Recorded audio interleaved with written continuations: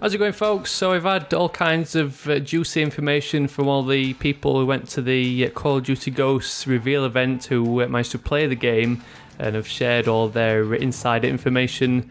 There's some good aspects and there's some not so good aspects, but today I'm going to look at all the new perks and more specifically look at some potential classes we can run with this slightly new Pick-10 2.0 system.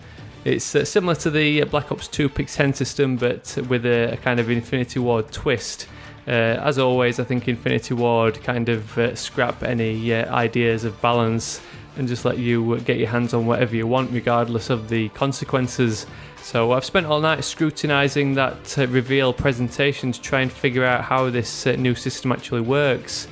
Mark Rubin actually threw me off by saying you can forego your secondary and equipment and get up to 11 perks.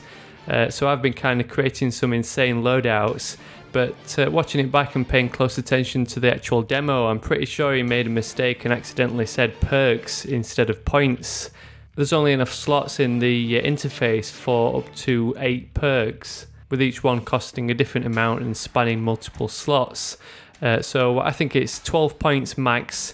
You get 1 point for a primary, 1 point for a secondary, and then 1 point for a lethal and tactical grenade. It did mention that your attachments are all free, so that leaves just 8 points left to spare for perks.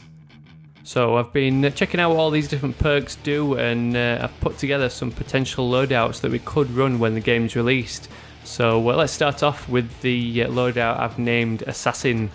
So this one's obviously like a lone wolf creeping in the shadows type class setup. So first up I've gone with Off the Grid, which is the new Ghost/Assassin perk, which basically keeps you off the enemy's radar, or SATCOM as it's now known, and that's worth 2 points. Then another stealth perk is Dead Silence, as we've seen in previous Call of Duties. That's another 2 points, and that grants you silent footsteps and no call out noise. One new perk in Call of Duty Ghosts is Ping, which allows you to detect enemies near your victim, so it works pretty well for this assassin build. So if you sneak up and take someone out, you then get to see on your radar the location of any nearby bad guys who could potentially be your next target. Then with a max of 8 points for perks, we've only got the option of selecting another 2-point perk. But to be honest, most of these perks are all 2 points. You get the odd ones which are at 1 point, and then some juicy ones which are between 3 and 5 points, as I'll discuss a little bit later. So just to finish off this build, I've gone with the Awareness perk, which is basically hear enemy footsteps louder. So having spent all those 8 points on perks, you've still got points in your overall loadout to spend on a primary weapon, secondary weapon, lethal and tactical choice.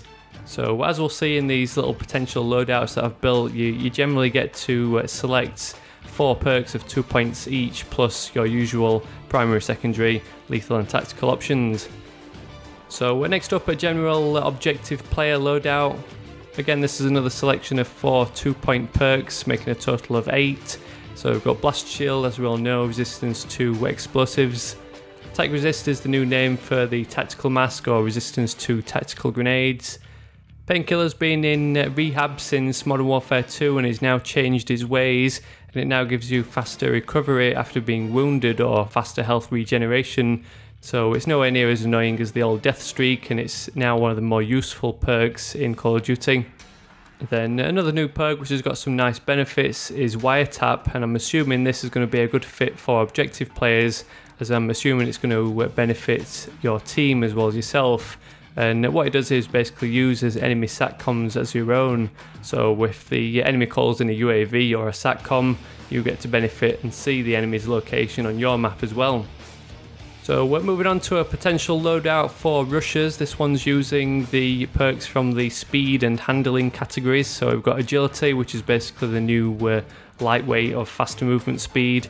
Combine that with the usual marathon or extreme conditioning to give you longer sprint durations.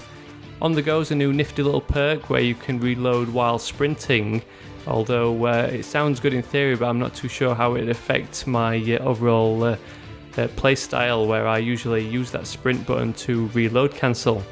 But still, for those rushers who like that fast-paced action, you can take out some enemies and then continue making your way around the map while reloading simultaneously. Then to max out the 8 perk points, I've finished it off with another 2-point perk of dexterity, which is raising your weapon faster after sprinting. So as you can see, you can build pretty much the same old class setups as we've been used to in previous Call of Duties. That 8-point max really limits the number of perks you can actually use, but don't forget you can use the Specialist Strike package instead of any Killstreak rewards. So next up, let's take a look at a potential loadout I've named Invincible. This one's probably going to be very much like my usual class setups in Modern Warfare 3. I was a big Specialist fan, so for this one I've kind of put together all the perks that are going to help keep you alive. So with there being so many great benefits in the form of perks, I've gone with the Hardline perk first of all to make acquiring those extra perks much easier. In my opinion, Painkiller seems to be one of the best perks with that faster health regeneration. Then we've seen how crucial the perks of Dexterity and Toughness are from Black Ops 2, both of which are going to help you come out of those gunfights alive. So again, with 8 points spent on perks, you've still got points left over to spend on a tactical, lethal and secondary weapon, but then if you go with the Specialist Strike package, you've got another 8 perk points to make use of. So the first Specialist unlock I've gone for is the Deadeye perk, which fits in perfectly to the Invincible theme. This is one of the more dubious perks in Call of Duty Ghosts, and it increases your probability of dealing more damage the further into your kill streak that you go. This is definitely one of those more worrying perks, and it throws balance out of the window when your weapon can potentially do more damage. I can only imagine how frustrating it's going to be if you get killed within 1 shot when your own weapon requires up to 3 to 4 shots to kill. Plus with that combination of toughness, dexterity and painkiller, it's going to be difficult to take down anyone running this cocktail of perks. Even if you're the first one who spots them and opens fire, that combination of that high damage plus their ability to come out of sprinting and not flinch when being wounded is going to mean they can come out of the gunfight on top. Then a couple more perks we can use to finish off this Invincible Specialist are the Blast Shield and Quick Draw. Obviously 5 points for Deadeye, 2 points for Blast Shield, and then finish it off with that 1 extra point that's available for Quick Draw. Keep in mind that you could potentially get all 30 odd perks when you finally unlock the full Specialist bonus. By then not only will you be invincible thanks to the extra damage and ability to open fire first, you'll also have all the stealth and awareness perks on your side. So to finish off these potential Call of Duty Ghost loadouts, I've got one more loadout that could prove to be a complete nightmare, and that is Nade Troll. Our old friend Danger Close is coming back from Modern Warfare 2, and although Painkiller made a return, it at least had different abilities, but Danger Close seems to be exactly the same in that it increases your explosives damage. I'm sure we all remember the combination of Danger Close and the undermounted grenade launcher, aka the Noob Tube, which ruined Modern Warfare 2. At 3 points, the Danger Close perk is one of the more costly options, but as you can see, you can potentially combine it with some other perks to make a grenade or explosive spamming class.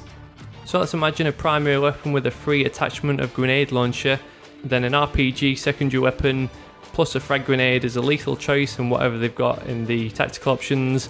Combine that with the Danger Close perk and the Lethal +1 perk, which grants you an extra lethal grenade, plus the Scavenger perk, which allows the player to resupply. We can only hope that this doesn't resupply the grenade launcher, but as we've seen in recent Call of Duties, you can still resupply grenades. Plus combine all this with one more new perk of Strong Arm, which allows you to throw those grenades further, and we've suddenly got the kind of grenade spam we saw in Call of Duty 4. Thankfully these days we do have the Blast Shield for protection, but it's going to be annoying having players throwing these things out constantly with their never-ending supply, especially considering these new dynamic maps, which means a gas station can fall on your head at any time. Who knows though, maybe Infinity Ward have considered balance and have made limitations to some of these perk selections which might not actually be available in the final game, but I guess we'll just have to wait and see. So let me know down in the comments your thoughts on these potential loadouts, and feel free to post any suggestions of perk combinations you like the look of yourself. If you enjoyed this video or learned anything new, I'd really appreciate a like just to help spread the word and share the video with your friends. You can be sure I'll be producing lots of my custom loadout or class setup videos come the release of Call of Duty Ghosts, so stay tuned for those. Otherwise, thanks for watching and I'll catch you all later.